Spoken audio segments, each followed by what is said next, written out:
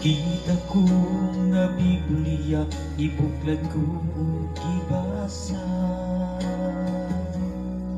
Istorya ni Abraham ang ako ang nakita. Nakahilang ako o nakapamalan mo. Gusto kong musunod ang Ginoong Jesus. Maoy sundan ta, sugo sa Dios ang mabuo, dili ang atoa. Paningkamutan ta,